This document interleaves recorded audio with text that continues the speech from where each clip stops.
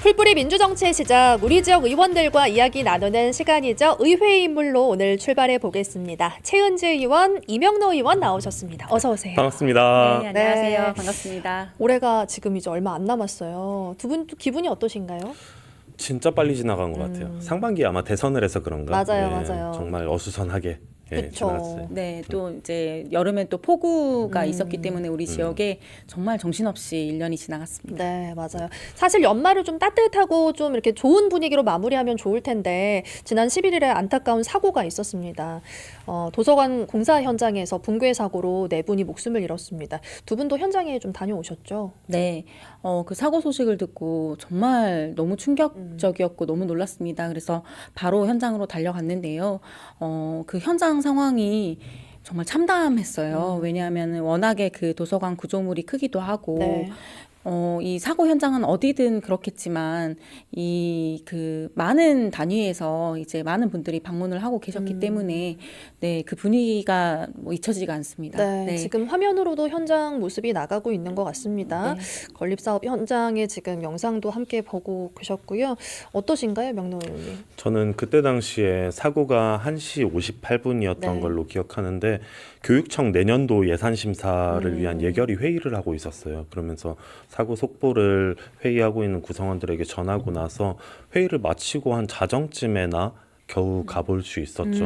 가봤는데 차마 못 들어가겠더라고요. 제가 그날 느낀 감정은 시민들께 너무 죄송하고 부끄럽다는 생각이었어요. 모든 책임을 따지다 보면 결국 정치권에 누구도 책임이 없는 사람이 없다는 생각이었거든요.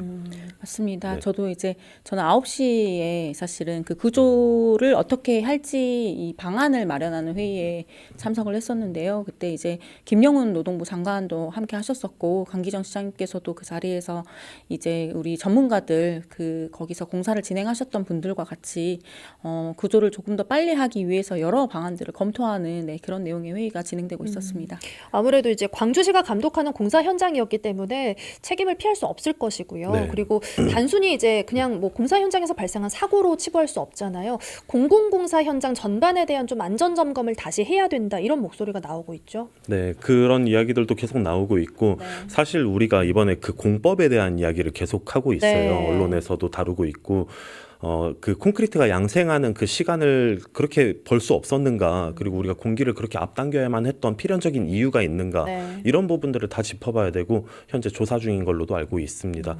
그리고 그 밖에도 우리의 매뉴얼, 그리고 그 공사에 접근하는 우리 시를 비롯한 모든 관련 인물들의 그 태도에 대해서도 고민을 해볼 필요가 있을 것 같아요. 저는 이제 이 건축물에 대해서 제대로 제가 몰랐던 부분이 있었는데 네. 이 공공 건물 같은 경우에는 건축법에 적용을 받지 않고 건설기술진흥법에 적용을 받는다고 하더라고요. 네. 그래서 그 구조 감리를 하시는 분들이 상시적으로 거기에서 이제 배치가 돼서 감리를 하는 것이 아니고 5월 이후에는 그 감리가 이루어지지 않은 모양이에요. 네. 그래서 이게 공공 건물 같은 경우에는 건축법 적용을 받지 않기 때문에 어쩌면은 이게 조금 더 유연하게 규정이 되어 있을 수도 있겠다. 그래서 그런 이제 제도적인 점검이 필요하겠다. 네, 이렇게 보고 있었고요. 또 하나는 오늘 이제 우리 그 국회의원님 중에 한 분께서 말씀을 하셨는데 그 현장에서 이 작업 계획서가 예. 제대로 작성되지 않았다는 점을 지적을 하셨어요. 그래서 우리 공공시설물 물론 이제 건축은 다 너무 중요하지만 사실 우리 광주시가 발주한 공공건축물에서 이런 큰 대형 사고가 난 것이잖아요.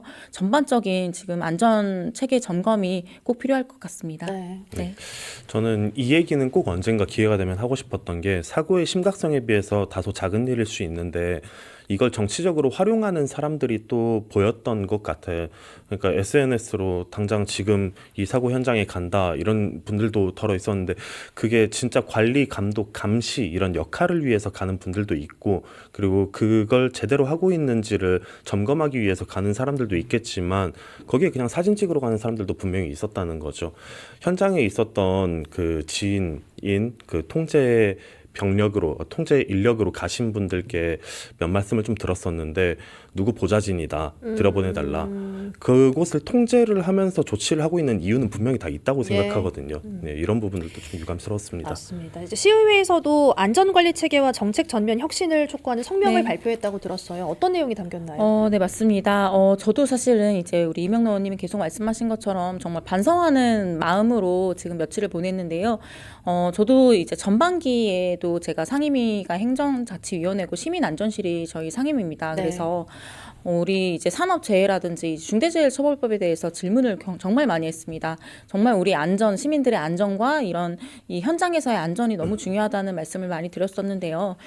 이번에 사실 이 사고가 발생하고 나서 굉장히 안타까운 것은 우리 광주시에 사실 이런 대형 공사에서 사고가 좀 많이 일어나고 있어요. 맞아요. 예. 네, 그래서 우리 시민분들께서 과연 우리 시민들 안전에 이 총괄 책임을 갖고 있는 광주시에 신뢰도가 있을까, 불신이 좀 있진 않을까 네. 이런 우려가 너무 크고요. 정말 우리 시민분들의 안전이 최우선이지 않겠습니까? 그래서 우리 시의회에서 발표한 내용 중에서는 정말 이 안전 체계를 처음부터 다시 만드는 작업을 해야 한다. 기초부터 다시 탄탄하게 쌓아 올려야 한다. 전반적인 개혁이 필요하다. 네, 이런 내용으로 성명문을 냈습니다. 네. 지금도 공사가 진행 중인 곳들도 여러 곳 있잖아요. 네, 그렇기 맞습니다. 때문에 이번에 사고가 발생했으니까 안 일어났으면 정말 좋았겠지만 이번 기회에 다시 한번 말씀하신 것처럼 다시 정말 처음부터 안전을 점검을 해야 될 것 네, 같아요. 실제 모든 현장에서 이번에 바로 다 점검에 들어갔어요. 네. 그러면서 위험한 요소들을 좀 차단을 했었는데 저는 이런 메시지는 계속 나와야 된다고 생각해요. 공사가 아무리 급하다고 해서 빠른 게 능사는 아니다. 맞아요. 예. 사람 생명보다 소중한 건 없다. 이 기회에 우리는 꼭 그걸 되새겨야 한다고 생각합니다. 네, 좋습니다. 자, 오늘 나왔던 소식도 짚어보도록 하겠습니다. 광주시와 무안군이 광주 민군공항 통합 이전에 합의했습니다. 이제 6자 TF 회의가 오늘 처음으로 열렸고 거기에서 이제 합의안이 도출이 된 건데요. 2013년에 관련법 제정 이후 12년 만입니다. 네. 관련된 내용 어떻게 좀 보셨을까요? 저는 오늘 토론회를 2건을 진행하면서 네. 이걸 속보로 확인을 했는데 간만에 기분 좋은 소식이 또 우리 시민들께 들려왔다라고 네. 생각하고 여기에서 오는 우리가 보상을 해줘야 되는 부분들 있잖아요. 예. 이런 것들은 사실 시민들이 겪어온 불편과 그 공간에 대한 기회를 생각해 보면 그렇게 큰 건 아니라고 생각해요. 같이 풀어나가야 될 문제고 네. 6자 TF가 시작되자마자 바로 이렇게 합의문이 도출될지는 사실 맞아요. 기대를 안 했지만 네.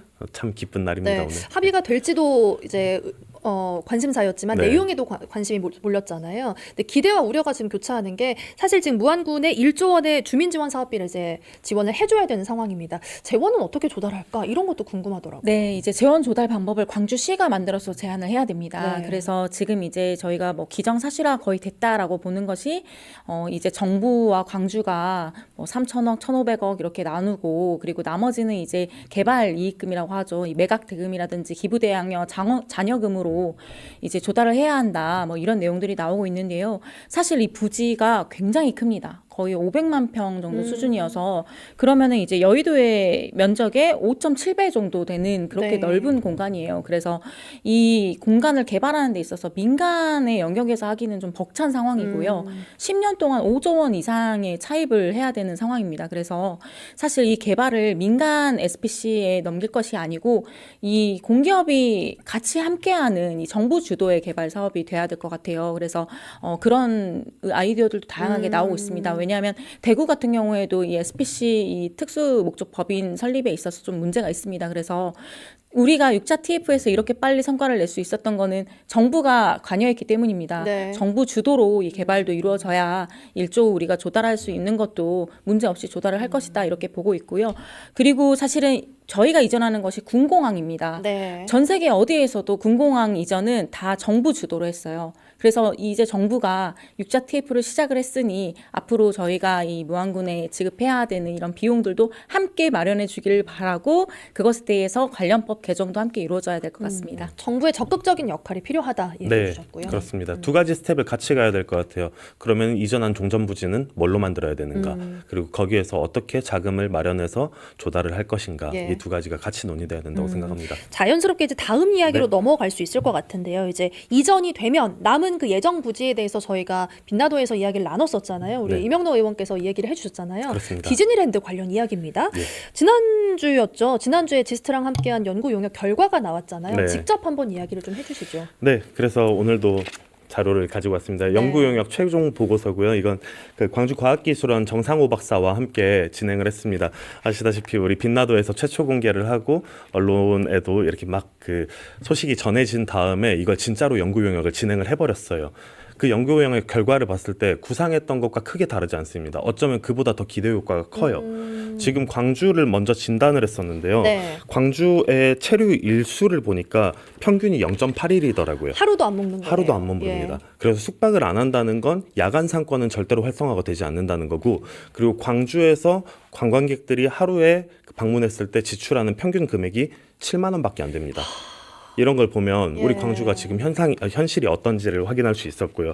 그 다음에 그 종전부지를 어떻게 개발해야 되는가를 좀 진단을 해봤는데요. 먼저 그 대표적인 게 주거와 상업 그리고 공업 이런 것들이죠. 근데 이 모든 것들의 수지보다는 메가킬러 콘텐츠가 훨씬 더 수지가 세다 이런 것들을 확인할 수 있었고, 총 액수로 보면은 사실 이거는 가늠하기에는 좀 한계가 있지만 35조 원 정도의 기대 효과를 가지고 있고, 예. 그리고 6만 5천 명 정도의 고용 효과, 그리고 녹지 조성 비율도 같이 가져갈 수 있고 연간 세수 효과 이런 것들도 컸습니다. 이걸 발표를 하고 나서 지난주에 최종 보고를 하고 나서 각종 온라인 커뮤니티에 지금 이게 계속 떠오르고 있어요. 그렇더라고요. 어제는 예. 포털 사이트 메인에도 떴다고 하더라고요.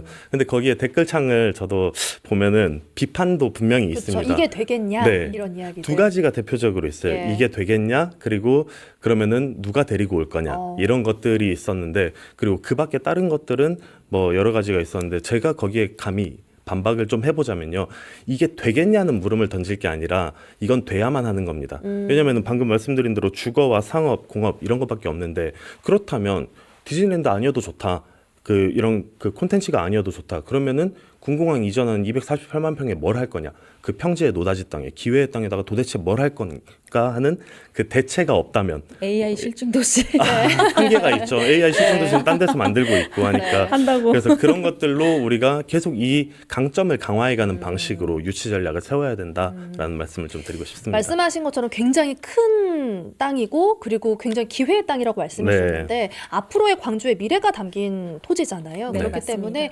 정말 좀 뭐랄까요, 재밌는 계획들, 그리고 좀 앞으로 미래를 걸 수 있는 그런 계획이 많이 나왔으면 좋겠다는 생각이 들고요. 또 네. 디즈니랜드도 앞으로 좀 더 이제 활성화되게 네. 많은 연구와 부탁드리겠습니다. 네, 네. 제가 좀 예. 말하고 싶어서 마음이 급한데 한마디만 더 해도 네, 될까요? 네, 지금 광주의 가장 심각한 문제는 청년 인구 유출이라고 생각합니다. 도심 공동화도 커요. 여기에 주거단지 생겨도 좋습니다. 근데 그러면은 다른 부지들에 있는 도심 공동화 어떻게 해결할 것인가, 이런 문제도 따를 거라고 생각하고요. 예.